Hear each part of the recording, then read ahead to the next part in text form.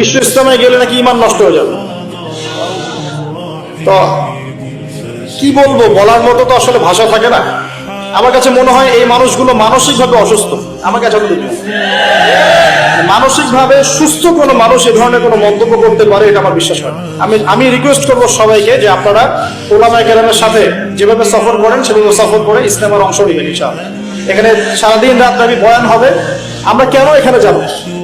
এখানে যাবো এই কারণে যে ইমানের রিচার্জ করতে হয়। ইমান কি করতে হয়?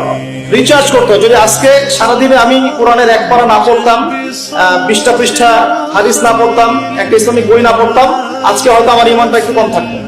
যখন পড়াশোনা করবেন ইমানটা একটু বাড়বে, ফজিলতের কথা জানবেন, আমল করতে আগ্রহ জন্মাবে, গুনার কথা শুনবেন, পাপ থেকে বেঁচে থাকার আগ্রহ জন্মাবে।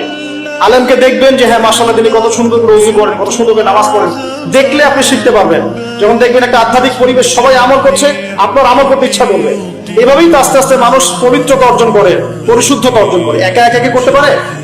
অতএব এই ঐক্যবদ্ধ যে মিলনায়তন দিনের ক্ষেত্রে, এই মিলনায়তন গুলোর ক্ষেত্রে আমাদের সবাইকে অংশগ্রহণ করার চেষ্টা করতে হবে। আল্লাহ পাক তৌফিক এনায়েত করুন।